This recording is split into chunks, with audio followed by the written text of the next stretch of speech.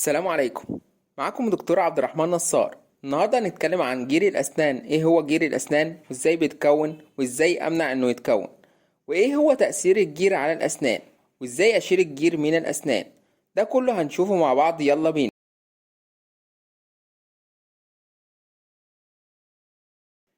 اول حاجة هنبتدي نعرف ايه هو الجير وازاي بيتكون. الجير بيبدأ يتكون بطبقة اسمها بلاك، والطبقة بتتكون بسبب وبقايا الطعام، ودي بتتكون نتيجة عدم غسيل الأسنان بالفرشة والمعجون واستخدام المضمضة، والطبقة دي بتتحد مع اللعاب. طيب، بعد كده لو احنا ما غسلناش أسناننا هيتم تكون طبقة اسمها كالكولاس وهو الجير، والطبقة دي يصعب تنظيفها في المنزل ولازم نروح لطبيب الأسنان عشان يشيلها. والطبقة في الأول بيكون لونها أصفر وبسيطة، وبعد كده بتتحول للون الغامق وبتبقى سميكة جدا. طيب، نتكلم عن أسباب جير الأسنان. أول سبب وهو أهم الأسباب عدم غسيل الأسنان باستمرار. يعني لازم نغسل أسناننا كل يوم ومرتين في اليوم، الصبح بعد الفطار بساعة. ليه بعد ساعة؟ عشان اللعاب يعتبر بيغسل الأسنان طبيعي، والمرة التانية بالليل قبل النوم على طول. ليه؟ عشان نبقى متأكدين عدم وجود بقايا الطعام لأطول فترة ممكنة قبل النوم. ولازم واحنا بنغسل أسناننا نغسل الأسطح كلها، وأنا اتكلمت عن غسيل الأسنان بطريقة صحيحة قبل كده، هيظهر في الآي اللي فوق، أنصحكم إن انتم تشوفوه. وعدم غسيل الأسطح كلها هيؤدي إلى تكون الجير في أسطح معينة. زي أكتر جزء بيتكون فيه جير الأسنان هو الجزء الداخلي من الأسنان الأمامية السفلية. كمان سبب معانا عدم تغيير فرشة الأسنان لفترات طويلة، فتبدأ الشعيرات بتاعتها تكون غير فعالة في تنظيف الأسنان. فعشان كده بننصح إن احنا نغير فرشة الأسنان كل شهرين أو 3 شهور، ولو الشعيرات بقت تالفة يجب تغيير فرشة الأسنان. طيب، إيه هي أكتر الأماكن بيتكون فيها الجير؟ أول مكان هو الجزء الداخلي للأسنان الأمامية السفلية لوجود الغدد اللعابية، ده أكتر مكان في الأسنان موجود فيه جير الأسنان. تاني مكان هو الجزء الخارجي للضروس الخلفية العلوية، برضو لوجود الغدد اللعابية. طيب، إيه هو تأثير الجير على الأسنان أو المشاكل اللي بيعملها جير الأسنان؟ زي ما احنا عارفين ان السنة بتبقى حواليها لثة وعظم الفك، وبتبقى بأربطة حوالين السنة اللي ربطها بالعظم. وجير الأسنان يعتبر مليء بالبكتيريا، فبيسبب التهاب اللثة وتآكل العظم حوالين السنة. واتكلمنا قبل كده عن التهاب اللثة أو نزيف اللثة، هيظهر في الآي اللي فوق، أنصحكم إن انتوا تشوفوه.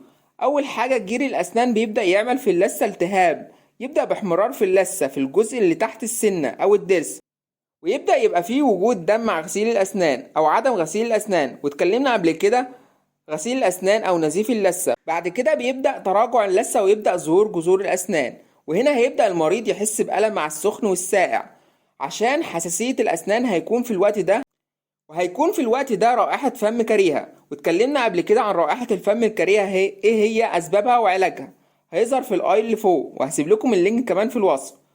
طيب، هنا هنوصل لآخر مرحلة لجيل الأسنان، وهي أنا بعتبرها مرحلة خطيرة جدا، لأن هيبدأ مع زيادة تراجع اللثة وتآكل العظم هيبدأ خلخلة الأسنان. للأسف، وهنا برضو مع تنظيف الجير هيبدأ فيه خلخلة في الأسنان، وللأسف هنضطر إن احنا نخلع الأسنان السليمة اللي مفيهاش تسوس أو أي شيء خالص. طيب، أكتر سؤال مشهور بيتسأل: هل تنظيف الجير بيضر بالأسنان؟ أو أنا نظفت أسناني بقى فيها ألم مع السخن والساقع وحاسس إن أسناني بتتلخلخ؟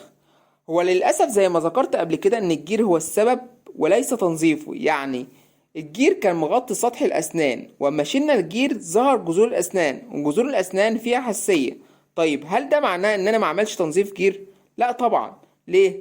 لأن لو أنت ما عملتش، ومثلا أنت في مرحلة التهاب اللثة وعملت تنظيف جير، هترجع اللثة زي ما كانت وتبقى كويسة. طيب، لو انت ما عملتهاش هتدخل في المرحلة اللي بعد كده، وهي زيادة تراجع اللثة وتآكل العظم، وينتج عنها خلخلة الأسنان، وللأسف زي ما قلت قبل كده هنخلع الأسنان.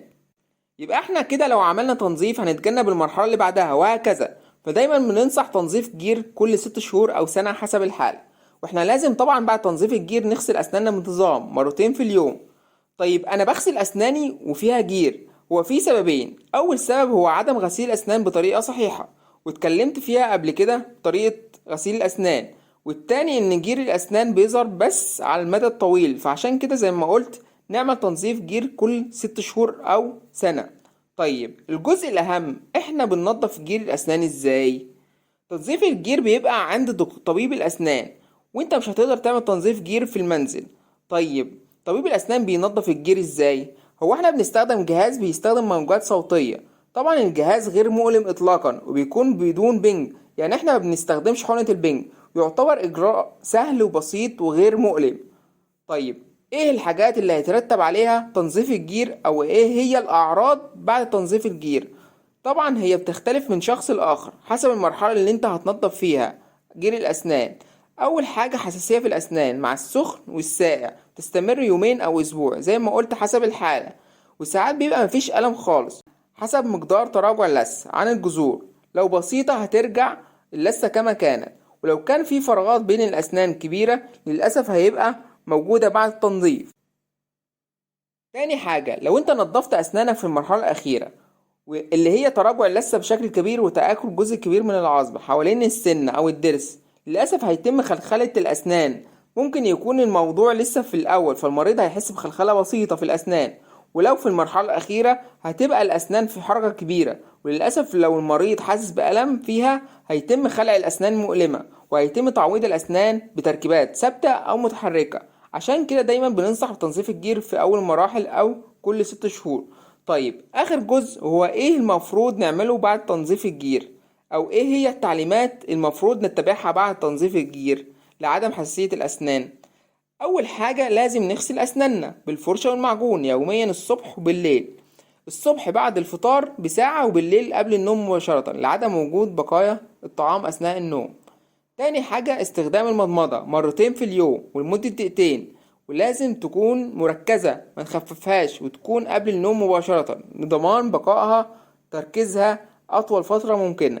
الفرشة والمعجون واستخدام المضمضة يعتبروا بيكملوا تنظيف الجير، فلازم نهتم بغسيل الأسنان بعد التنظيف. طيب في أحيانا بيبقى تصبغات على الأسنان أو لون أسود على الأسنان غير الجير، أحيانا بنسميها ستين، وده ما بتروحش بالتنظيف الجير لأنها بتكون نتيجة مثلا كثرة شرب الشاي والقهوة، فبنشيلها عن طريق التلميع أو البورشنج، هو تلميع الأسنان باستخدام فرشة خاصة ومادة زي المعجون. وهنا بعد تنظيف الجير وتلميع الأسنان هترجع الأسنان للونها الطبيعي، وترجع اللثة صحية بإذن الله. لو عجبك الفيديو ما تنساش تعمل لايك واشتراك في القناة. شفاكم الله وعافاكم. ألقاكم في فيديو جديد إن شاء الله.